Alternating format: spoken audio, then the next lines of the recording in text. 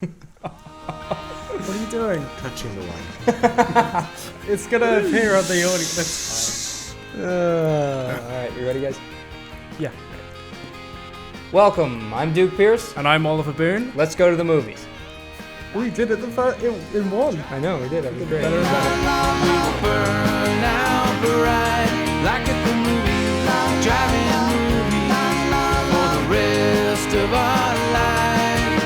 The sun and the moon, you are everything, every star I It's so, have Ollie. ever seen. You know when your side girl meets your other side girl? Oh, I hate when that happens. Don't know what to do? This is me right now. Wait, Because- who's side girl number one? I can't say that. The co-host of Call Time with Duke and Joe fame Hey. is here with us tonight. Joseph Garcia. Nobody calls him Joseph, though. No, because my name's Jose, so Only me. why would they call me Joseph? It is an Makes no honor. Are sense. you going to break the fourth wall for a... I can talk to them, can't I? No, Yeah, you can't. absolutely. You No. can if you want talk- to. You can't. I can. He Okay. can. But you can't. Sorry. Oh, God. How exciting this is. What a night we're in for. Yeah. We are talking about what movie, Joe? We're going to talk about being there. Being there with... Being there? being there Oh. with I didn't quite get that. Can you say that one more time? being there. Ah. Is that clear? Yeah. Talking Crystal. about acting again? Being there. Being there with... You guys have seen it as well, right? You No, know what I'm well, talking about? I didn't know we were doing it about this movie. I didn't know this movie yet. Being... You're This is- great. You're This is a absolutely horrible great. start to the Yeah, show. it's really... Being there with Peter Sellers. Absolutely. With Peter Sellers Prob- and the great Shirley MacLaine. is Yeah, also in and that. the great Melvyn Douglas. Melvyn Douglas, and the great, even greater Melvyn Douglas. Peter Dysart, directed by the Yep. great Hal Ashby. Hal Ashby. Hal- And there's another great part of... I was surprised at how many things he directed that I didn't even know was him. Another one of my favorite movies is Harold and Maude. Harold and Maude. And, I yeah, love it. beautiful film. The other great is Jack Warden. Jack Warden's great as well. Who is he in this? I don't know. Jack. He was the president. The president. Oh, yeah. yes. And Yeah, he was yeah. in... Have you seen The Verdict?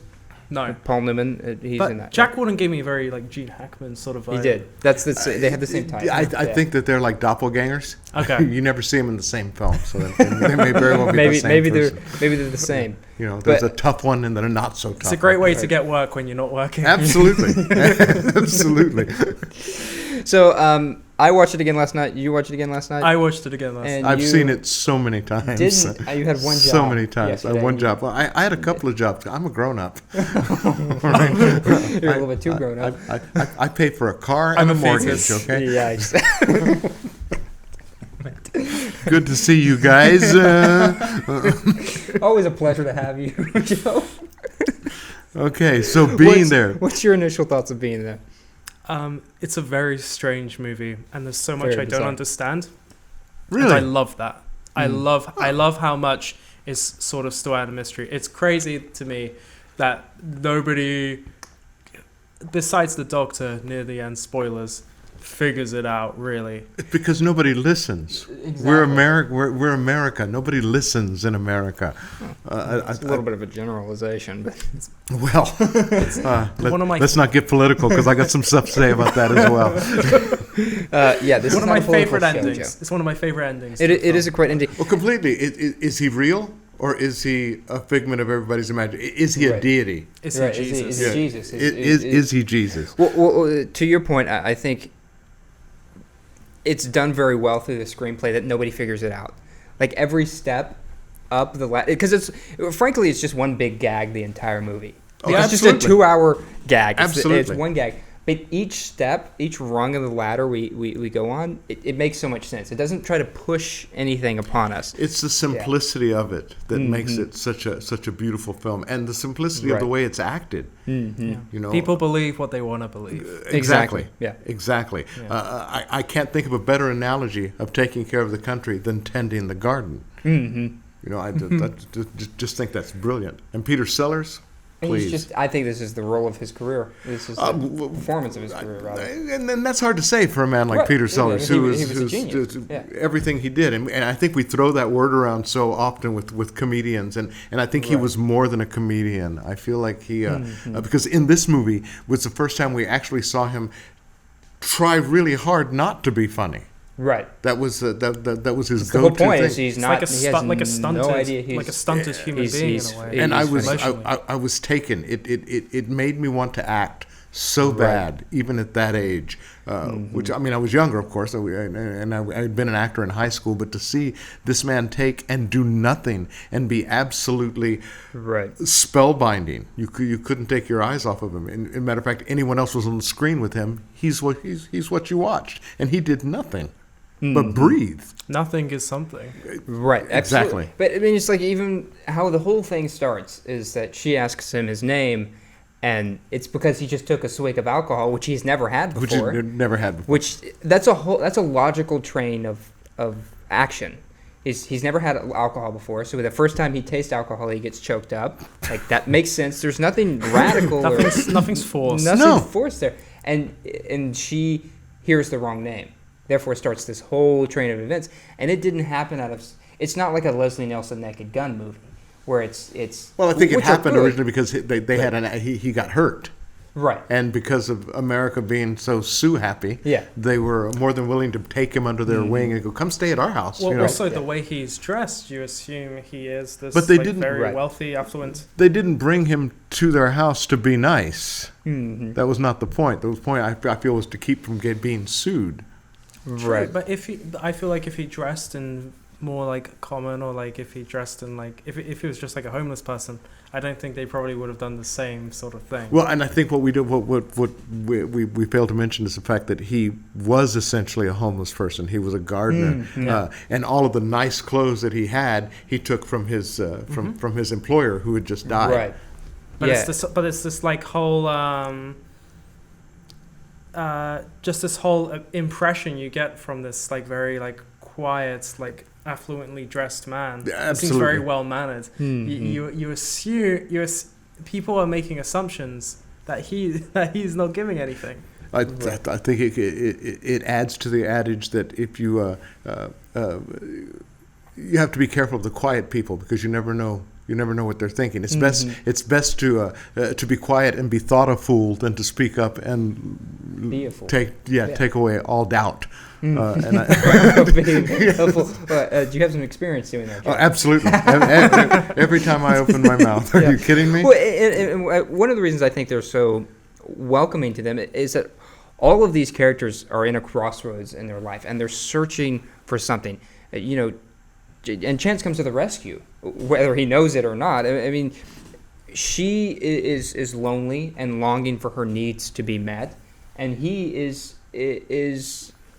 scared of dying and needs companionship, and he needs peace. I'm talking about Benjamin now. Right. Melvyn Douglas' character, like he needs some sort of peace of mind, and I think Chauncey brings that to him, and without fully knowing it or realizing it. Oh, absolutely. What's very interesting is you brought up Harold and Maude earlier, another one of Hal Ashby's works, and I find like a connection between Maude and Benjamin. It is Benjamin the main character. Just how they're sort of kind of close to kind of giving up on life, or they're just it's not Maude. Not so much as Maude, but Harold. But I believe Hal Ashby, when he was young, I think he found his father supposedly committed suicide, and he walked in on his father like this, and I'm seeing kind of like a connection of almost someone coming into your life and changing it for the better, or like giving you a new lease on life in a sense. And I think what makes it beautiful is he didn't even realize he was doing that. Absolutely. Just by being himself, was he able to bring all of these things to all of these people. Like Benjamin accepted his.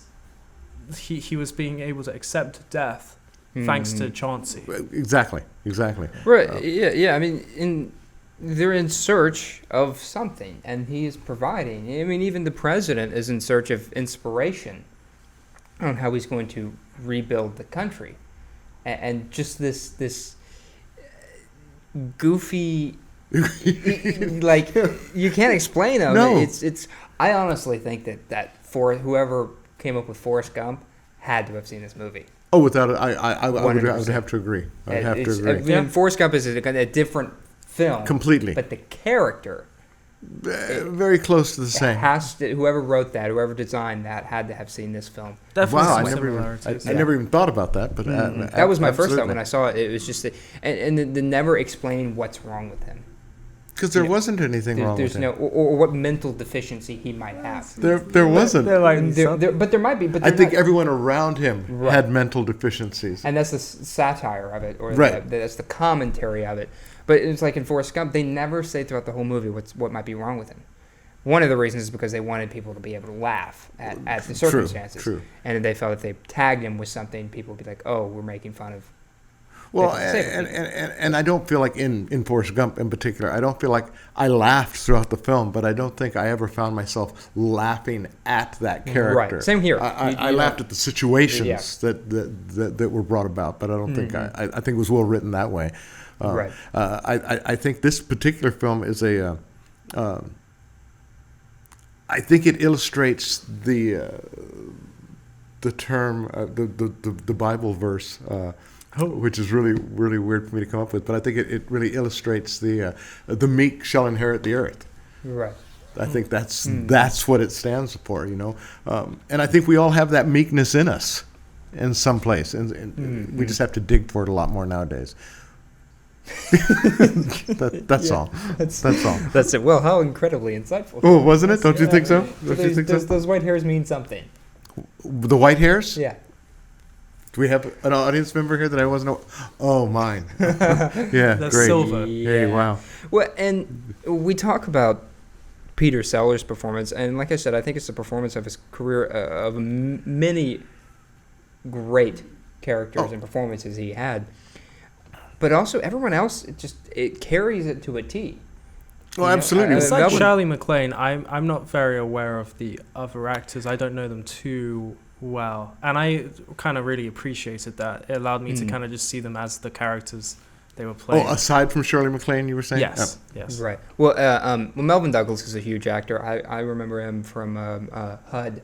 He was the dad in HUD. Paul Newman, right? Yeah, with Paul Most of Newman. these actors were older, seasoned. They were around before. Melvyn Douglas's, I think it's daughter or granddaughter, daughter I'm supposing, Ileana Douglas, she actually went to the American Academy Yes, she of did. Dramatic Arts. Yes, she did. Yeah, Yes, she and Peter Sellers was her acting wow. idol growing up, and she would come to set and Because he watch him was work. brilliant. He was just brilliant. I think Right. he's one of those actors who was able to, despite the fact that we all expected him to be funny because of the Pink Panther movies and that kind of stuff, he was able to do more with a look or lack of a look than some actors that we consider huge in this Right, and business. he's definitely toned down in this movie because he is known for his kind of shtick, his slapstick in ways. Doctor Strangelove Yeah, as well. and his bombasticness. Yeah. Oh, his bigness. But that's a true testament to his abilities is the fortitude in which he carried the character throughout this entire film. Kind of reminds me about like a dramatic Robin Williams portrayal in some aspects. You I know, think you so. expect this I very. think you find comedians a lot of times are better at doing the dramatic stuff than. Whoopi Goldberg says that she is not funny. She just is a great storyteller. That's how she started out. You know. Did you with see her one first thing person she did on shows. HBO? She did No. this. There's a whole. It was just a bunch of characters, just her on stage with a bunch of different characters. Yeah. Brilliant. Absolutely. Well, here are we just going to stop now? Is that what's going to happen? I have nothing to add about Whoopi Everybody's gonna- Goldberg. The only thing I've ever seen Whoopi Goldberg do was Ghost. Oh, you have to see more. You have to go The Color find that Purple. her HBO And The special. View. I have watched The View. That's not the Whoopi Goldberg you're talking about. I'm not going to tell anybody if you don't. What? The View. You watch The View? No, I don't watch The View. I don't. Wait, Duke I watches The View? I come across The View sometimes. Oh, okay. So back to being. Being there. Oh, you got to keep him on track because I work with him and call him. You're the one who brought up Whoopi Goldberg. You're the one who brought up Whoopi Goldberg. And he gets like this. He gets like this, really antagonistic. Maybe Anyway. we should set up our own show. I Jay. think- Yeah, okay, you know, the two maybe. side girls can definitely set up their own show.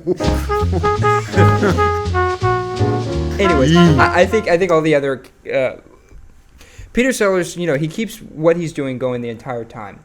Completely. But in instances he adds subtlety. Maybe he smiles at certain places.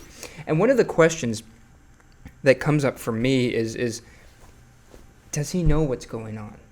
Does he know? The character? Does he understand? Yeah. Does he understand No. more than we think? You don't think so? No, I don't think he understands. I at all. think he's too childlike to understand. He's in his own world. But there's instances where so like when Shirley MacLaine comes in for that because that would famous make scene, him an asshole. which we're thinking a minute. Not that he's doing this on purpose. That's not what I'm saying. What I'm saying is that is he more intuitive of what's going on and just unable to express himself or unable to, because when Shirley MacLaine comes in for that famous scene, which we'll talk about in a second,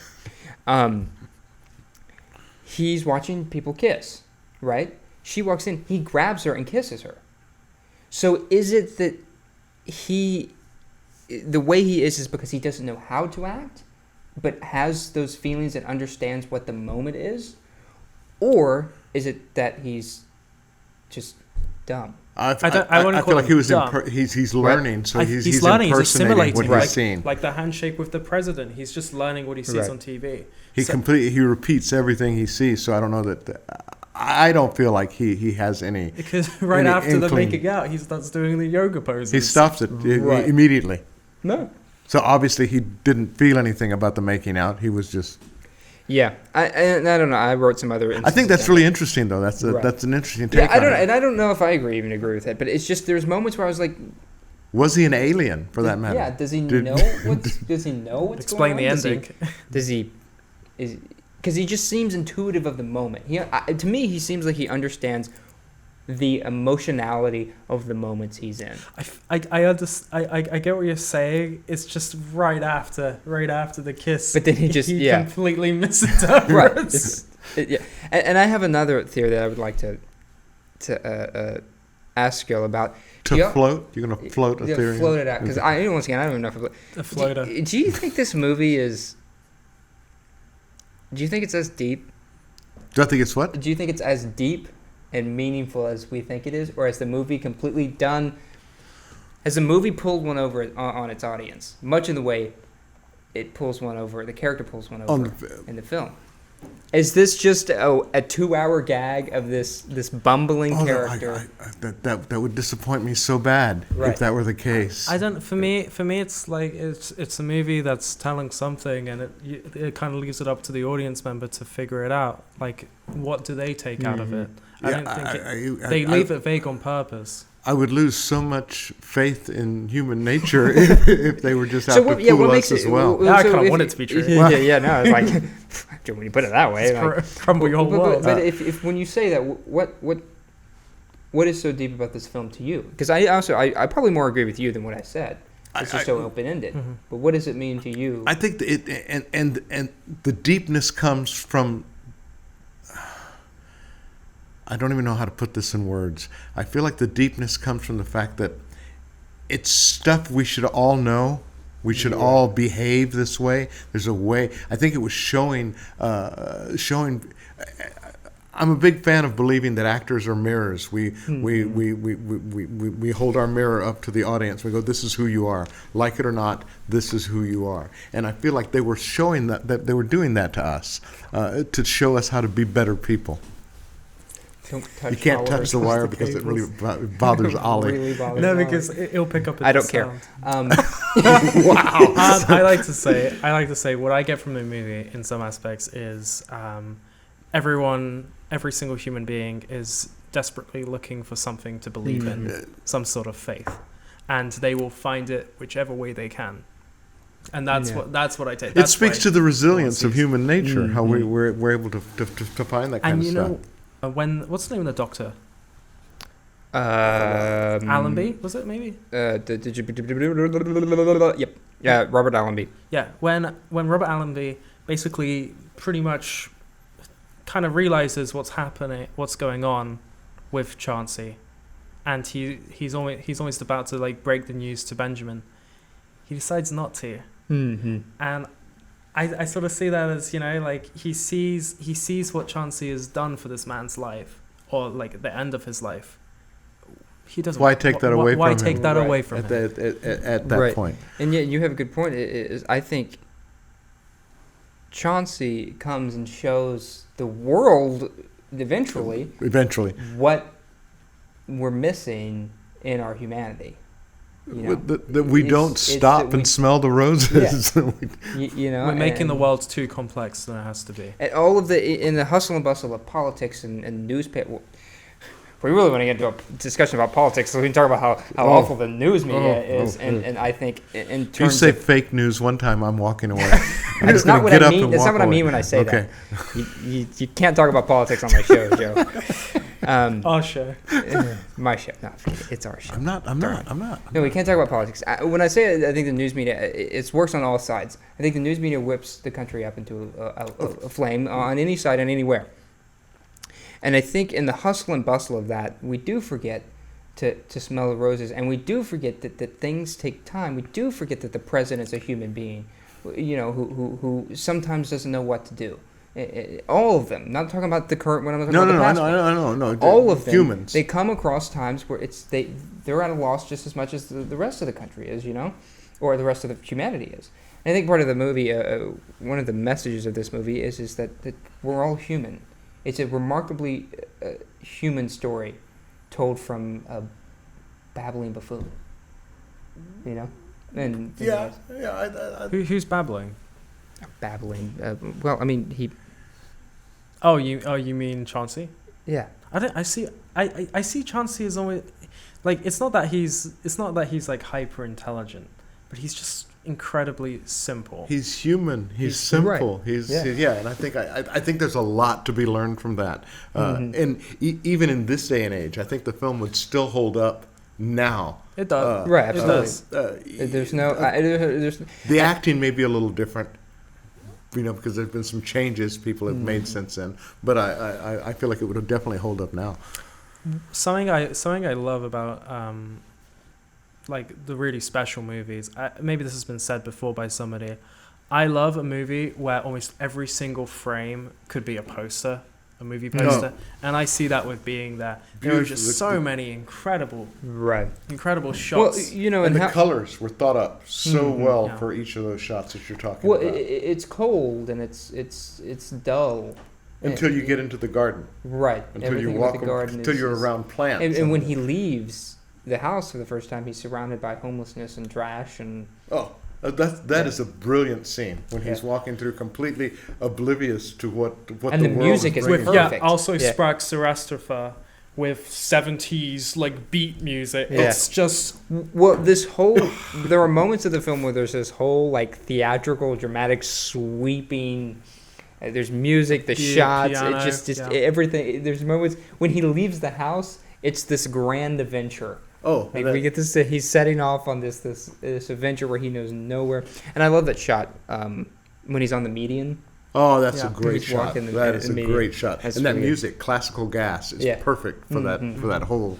Love thing. me some classical gas. I felt so bad for him at the beginning when he's like always tricked out of the well, house. But he didn't.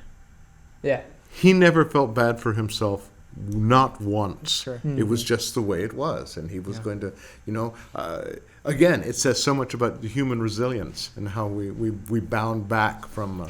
And Peter tragedy. Sellers as an actor too, because I mean we always feel sorry for him. There are many a times in this film where I feel sorry for him, but he's not.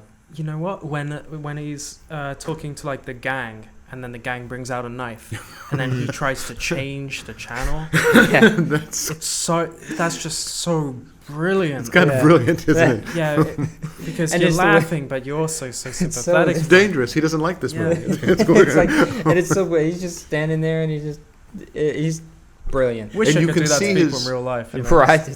Well, I also think, and he's a prime example of. I like to tell students all the time that they're so expressive sometimes that if you think it. That we're going to see it. He's a prime example of that. I mean, everything he thought, it was so visual in his head that he took us along for the ride as an actor, and I think that's. I think that's so much of his performance here. He's a man of very, very, very few words. Well, and he never once had to look at us and say, "No, there's not my monkey." He never once had to make any kind of. That's true. I'm talking about all his other movies that were just so broad and so huge, and he was just simple and clean, and he brought the rest of those actors with him. Yes. The rest of those actors were so vested in what was going on. And no one gave up on the gag. No. No, they all played it to a T. Now, and you know, Hal Ashby was an editor too. I think he might have been an editor before he was a director. I didn't know that. I believe he, you know, because we were talking earlier. He, have you ever seen The Cincinnati Kid? No. Really good movie. I told you about it earlier with Steve McQueen, Carl Malden, and Edward G. Robinson, and the lovely Anne Margaret. Oh, Woo, buddy. there you go. That's a great cast. Yeah. How many also did In the Heat of the Night and the Thomas Crown Affair? Yeah. Yeah. The Thomas Crown Affair, that's the kissing scene, right? I think so. I Yes. think that's the kissing scene. Yeah. That's cool. Mm. Hope that wasn't Damn it, a that would trivia have been a question. great audience question. Dang it. Dang it. Way to mess that one up. You didn't Anyways, think of the it. Russians are coming. The Russians are coming. Another film he edited. Well, sorry. Anyways, No. so I'm wondering, because this film has such a lovely pace to it. It's I'm wondering how heavy-handed he was in the editing, because it's you don't see the editing really, No. but the pace is so it's a slow pace. Like the movie's kind of slow feeling to it, but you know, I clicked on the remote button and I was through an hour of it before I even realized it. Because they're humans. They're humans Right. doing human things. Mm-hmm. So, but you know what could have been worse with this movie than being slow is being rushed. I think in certain movies, when you rush, especially when they're character movies, when things are rushed and things don't take their time, then you get a steaming pile of not a steaming pile of garbage, but something that usually what it is you get something that's good that could have been great. It But, could you know, have been, yeah. especially Right. when it's adapted from a novel, because I mean that's when so many people say, you know, the novel's better than the film, because they have to miss so much to keep in that sort of Right. film But length. you watch it again, and you'll see that there are not a lot of pauses Mm-mm. in the dialogue. The dialogue pretty smooth straight through. I mean, there's some for some dramatic effect, but for the most part, it's Right. it's constantly rolling. Yeah, I was focused on the film pretty much the whole time. Right, Maybe there's no- maybe somewhere in the middle, like, but I enjoyed all of it. And again, that comes from films from that period of time. True. They're a little there bit- was always a lag Especially the place in them. independent- A lag place in them. especially the independent scene that Hal Ashby was very big in. There was the way, because they're experimental in certain ways, and Exactly. yeah. Exactly. But you know, a movie for as an example that I think does this is The Road to Perdition, which is a good Okay. film. Mm-hmm. Yeah. I think there's a lack of character development in that movie that impedes it from being great. There are scenes that, because to me it feels like it's trying so hard to be under 2 hours, when in fact if it just went 30 minutes longer and added a few more character-oriented scenes. Well, you have budgets, you It'd be have great. producers. I understand you've that, and I got get that, and- studios, you know. And Sidney Lumet says there's no reason any film should be over 2 hours, which I agree for the most part. But sometimes I know just if I think when agree. you got Paul Newman, Tom Hanks, and Daniel Craig in one movie, there is no reason that film shouldn't be great. Well, true. I'll give you that. I'll give you that. But- But editing, again, you mentioned editing earlier. Editing can make or break Absolutely. that film, Mhm. regardless of all the wonderful performances you have in it. Right. And you're kind of going against what I think you just said is that I think this film did a good job of not having slow places. In one instance, I think that's an example of this, is when he goes into the TV, when he goes on TV. Right? But it doesn't show him being on the show. Instead, it cuts to him watching himself in the limousine. So already you've cut down, Yeah. you've cut a scene A lot out of that time, needed. yeah. You're gonna see him on the show while he's watching the show, not while he's on the show. So you get Yeah. two scenes in one. You know, Oh, what- absolutely. you know It's what really brilliant. stuck out for me? Just there are some of these just still shots, and it'll be like straight up of like a TV or just on a door, and then someone entering, and it reminds me of I think his name is Stephen McQueen, the director Mhm. of 12 Years a Oh. Slave. Mhm. With his films, he'll just have shots of people doing an action, just like still shots for a prolonged amount of time.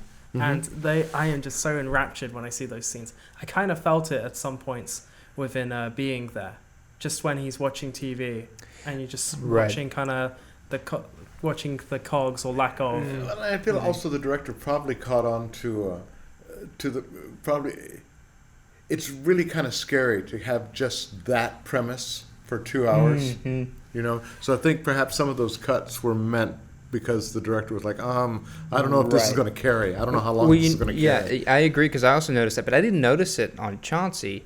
I noticed it on Ben. Yes. There's a lot of scenes when Ben's in the bed Oh, where it my stays on him. favorite. But Probably my when favorite. he's The doing it. dictaphone, yes. Oh my goodness. Beautiful When he's scene. speaking it Yeah. out and you can see it being written, all of his words. Right. That's such a beautiful, Yeah. such a beautiful scene. It's great, and we've talked a little bit about the music. The music is right on when it needs to be. Who wrote the music for that? It's a famous. It is a famous guy. It's what cast and crew. Well, Cover for me, Silence. Well, Silence. I mentioned it briefly already, but when Also Sparks Mustafa, which was used very famously in 2001: A Space Odyssey. Right when he Oh, leaves. yeah. Yeah. When he's going out for the first time, it's like this huge. It's like It's like a Nancy moonwalk. Kind of like Yeah. it's this huge. The whole world is opening up to him. I think it's such a genius choice. And I wonder how much he had to do with that. Mm-hmm. How much he worked with the director and said, I'd like to do this. I'd like this to. I mean, I think he may have been even a producer on that film. I wouldn't be surprised. I mean, this was near the end of his. It was his career. second to last film. His last film was. We probably like to say that it was his last. The next one wasn't quite there. I've never seen it. Johnny Mandel. Yes, He's yes. the music guy. He did The Last Detail. He did a lot of stuff in that MASH. era. Yeah. Okay. The TV show MASH. It was Death really- Trap. He did The Verdict. Pretty damn Which I good at talked what he about a does. lot. What he did. But I think the music in it actually added to it. The simplicity of the music. It wasn't. There was no grand orchestra. I believe is if I recall, Besides very piano. at the beginning. The Besides whole at the beginning. right. The whole movie is dealt with simplicity. Completely. And that's I think it's one of the messages of the movie is return to simplicity. Even things of great importance like being the president. Sometimes you just have to return to simplicity. And the answer is right there. I have to ask. I would agree. I would agree. I have Good. to ask. Why the hell are you here? Good. I didn't really understand the whole point of the president. Is he impotent with his wife? It was suddenly cut to him in bed with his wife, and they're just kind of Because he was an impotent president as well. okay. Did you just There was not a lot of room for growth. No, actually, I thought about this. He was his impotence was just not in the bedroom, and I think that they were that was what they were trying to. He to needed show. help with stimulating growth in all aspects. Yes. Yeah. Right. There's a speech in there where Chauncey's talking about. He's telling it like it is, I guess, in his. Wow, that was so 70s of me. Tell it like it is. Tell it like it is. He was I'm scared. telling you about the garden. You have to plant the garden, and then you have to wait the seasons. When he was that whole speech about the seasons. Yes. I think that was. I think that's a big part of the message of this film too. Right. Everything has its season. You can't rush anything. You have to take it piece by piece. It's just a great life lesson. Well, speaking of that, in reference to the editing, I think it cuts between the different lives of everybody so well. Yeah. Like just at there was only one where I was like, well, that was a lot quickly, but But I think that was purposeful. right. But For sure. for the most part, it's cut between the different circumstances that everybody's in. I think rather brilliantly, with little to no pause or question. Little or no pause whatsoever. Absolutely. It's my favorite type of movie. One of my favorite movies is Beginners. I'm trying to remember the name of the. I'm sorry. What was that again? Christopher Plummer? Beginners. Yeah, with Christopher Plummer and Ewan McGregor. I'm trying to remember the name of the director writer, but I love dramedy, like drama. Because that's what life is, right? Comedy that comes from relatability, and Right. recognizing the faults that we have. Oh, absolutely. I mean that's. Is there any other kind of life, Ollie? The Hangover. I don't know. Because who really believed an ounce of The Hangover? It was fun to watch, but who believed that could really happen? Right. Yeah. Mike Mills. I think Mike this Mills, was very plausible. Absolutely. A very plausible film. In some ways, it kind of reminds me. This sounds a bit strange, but when I was taking improv classes, they would talk about That does sound game. strange. They would talk about game, and it would start from like you'd have like a joke, and then you take it seriously, and you start building it up and up and up and up. That's how I kind of see with this film. It goes from like one person believing him somewhat to the president to the world. Right. And just that's how I think. It never grows stale. Well, and it had to end when it did. Yes. Because I don't know how much longer we would have gone along with this. He's going to be president. He's going to be president. Right. But he left. That's yeah. He left. He was going to be president, and he just walked off into... That's one of my favorite lines. If we are going to hold on to the presidency, our only hope is Chancey Gardner. And then at the very end, he walks on freaking water. Yeah. I don't know, Why does he change the channel so much? First, you want to know what I think? No, I want to know what that chair behind you does. I mean, there's stuff in the script, I'm sure. I think he changes channels when, like we do as audience members, he changes channels when it's not interesting or when it makes him feel uncomfortable. And I think we do that to human beings. If I'm talking to you and you say something that makes me uncomfortable that I don't want to talk about, I'm going to go talk to Ollie. And you think that's going to be better? Well, maybe he's looking for something.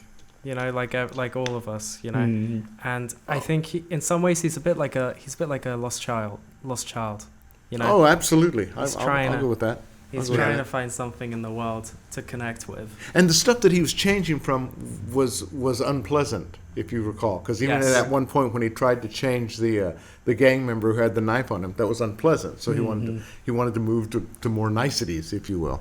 And life's probably a lot simpler in that small box than it is with the whole world. Oh, absolutely. I would think so. Yeah. It's much, much simpler because if I don't like you, I can change you. I can't do that in real life. I have to sit at this table with you people. But he's going to try. He's going to try to. Darn. Yeah. What an awful time you're having. But, okay. See how that works? What do y'all think of the gag reel at the end? Oh, I was going to say something about that earlier. I think that's brilliant. I think it's absolutely brilliant because, I liked it. I think it fit with the tone of the film. Completely. And Peter Sellers disagrees with us on that. I disagree. Does he? I don't think. Did he not like that idea? No, he thinks he lost at the Oscar. Yeah, he thinks that cost him, and he's very disappointed. Who won the Oscar that year? Dustin Hoffman. Yeah. Kramer versus Kramer. Okay, well, that's what lost him the Oscar. There was a lot of crying. There was a scene in Kramer versus Kramer where Dustin Hoffman was sitting there talking to his wife, all gently, trying to work out the whole money situation from the divorce, at which point he slams a wine glass into the table. Crash! Okay, well, that's what got him the Oscar. The emotionality. I still feel like it should have ended with him walking off with the credits. I don't know why. What do you think of that? And I personally feel that he should have had the Oscar that year. If you After all that? Maybe I was You're too just riffing. Maybe I was too convincing. I do. And we've talked a little bit before. I'm not a huge fan of Kramer versus Kramer. I think it's a decent film. But I agree with you. I think it's such a special performance, and what a way to kind of.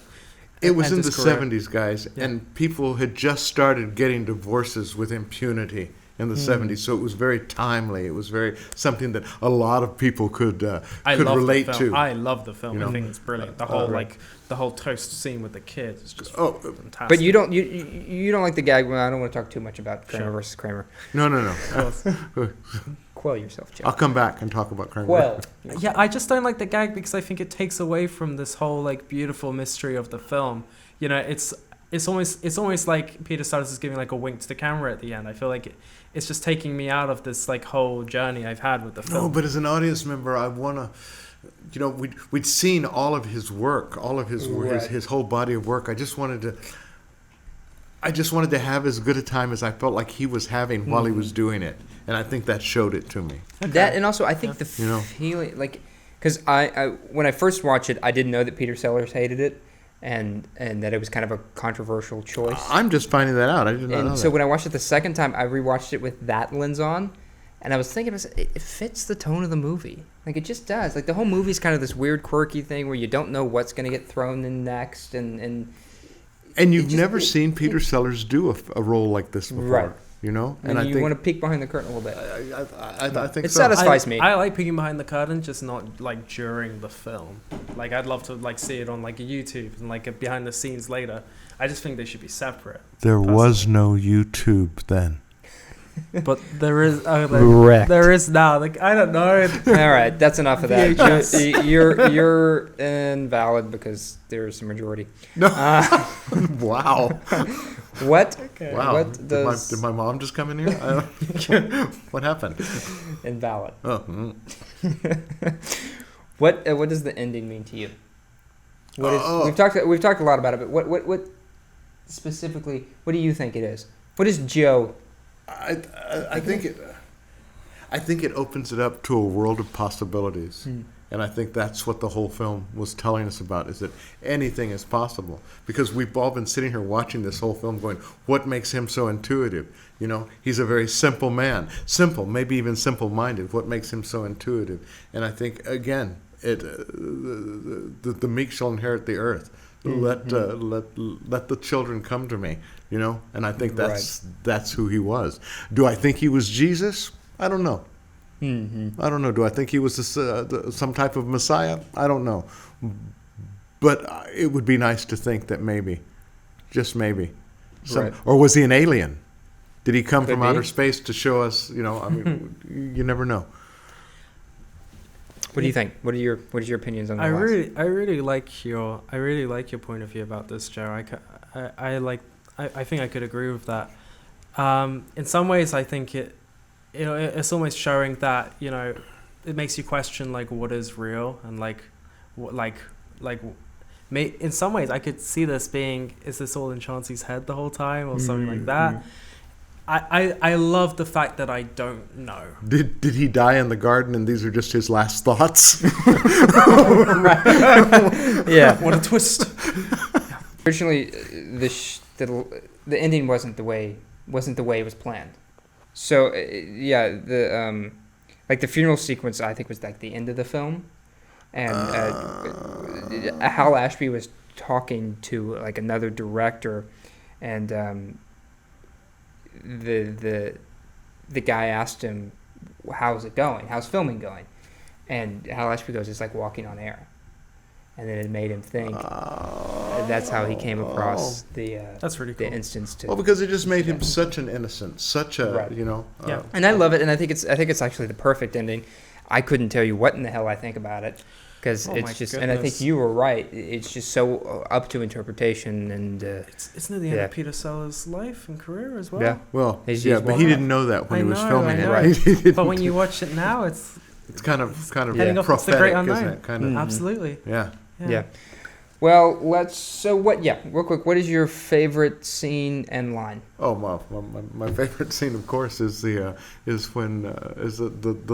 scene. The love scene. I like to watch is my favorite line in the whole film. I like to watch. That is also my favorite line. It's for me. It's the scene with the very flirtatious man asking a political official. Asking if he's interested in men. I almost forgot about that one. Yeah. But I like to watch. I've been repeating that ever since I started watching it again. And there was nothing on it. It wasn't like he was trying to tell her that that's just what she read into it. He just said the words. I like to watch. That's my favorite scene too. It's just it's the best love scene in the history of love scenes. So absurd. I mean, she's doing her thing, and he's doing yoga, and he's doing his thing. Everybody doing their own thing. You know? Yeah, I like to watch Eve. That's one of my favorite lines that I think might go over people's head is when the president meets Chauncey, and he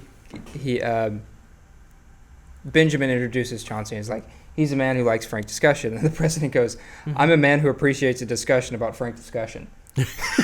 I think that kind of sums up politics in this here United States, personally. But it said, and that's why I think another reason why I think the screenplay is so damn brilliant is just that there's wordplay in there. There's good zingers, there's good lines, all in the midst of a situation that's just damn hilarious. I also love the line in that scene when he says like to the president, I think it's, "You look much smaller on TV."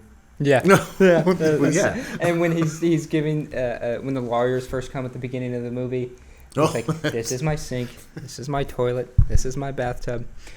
Simplicity. Yeah, absolutely. And This is all I need. another favorite moment, probably my second, is when the doctor goes, "Keep weight off that leg," and he just lifts his leg.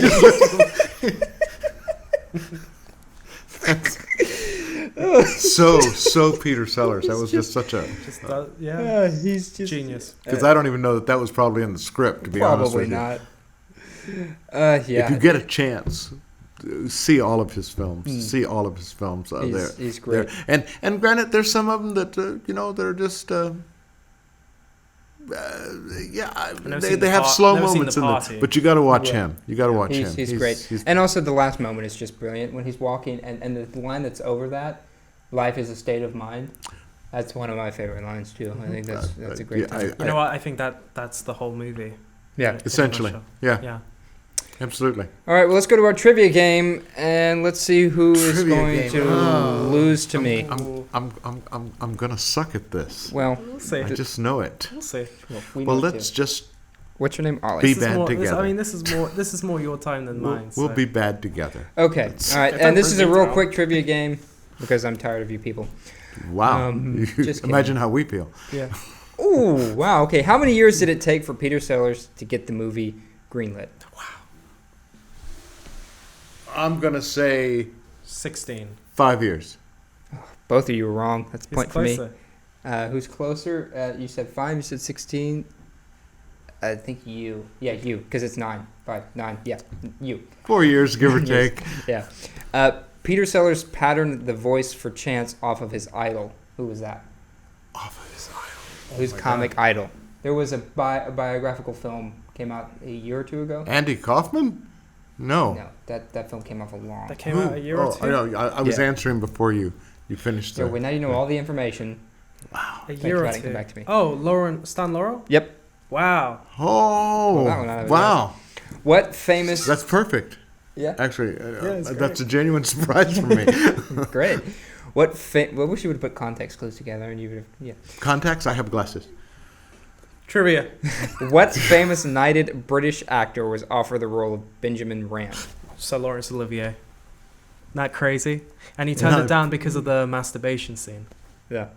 Because he didn't masturbate? He's a Okay. He'd done everything else. That's just the one thing Well, I he don't wanted understand. to do. It's not even his character. And it's not even like that graphic. Yeah. It's get over yourself, Let's Sir ask him Laurence about- Olivier. Let's ask him about Danny Kaye. Okay. Danny fucking K. The Christmas Vacation. Good night, flick. everybody. The kid who gave Chance the message about Raphael. About the. You know who I'm talking about with the knife. Yeah. It was. Tell Raphael. It was the future bassist for what famous American band? Earth, Kind Wind and Fire. No, it's I was about to it's say the same one. a rock band, more of southern rock, I would say. You've lost me completely now. Wow. Creed, I don't know. Leonard Skinner. Close. Wow, about the same thing. Allman Brothers There Band. you go. Wow, There nice. you go. Nice. I know my 70s Yeah, music. you do. That's a good band. I was there. That's a good band. Have you heard their the son has a band now? It's really good. Can't remember the name of it. But No, really. I'll have to. and they got the similar sound. Allman Sons Band. Do I get a point? What line from this movie is engraved on Peter Sellers' tomb? Life is a state of I'd mind. like to watch.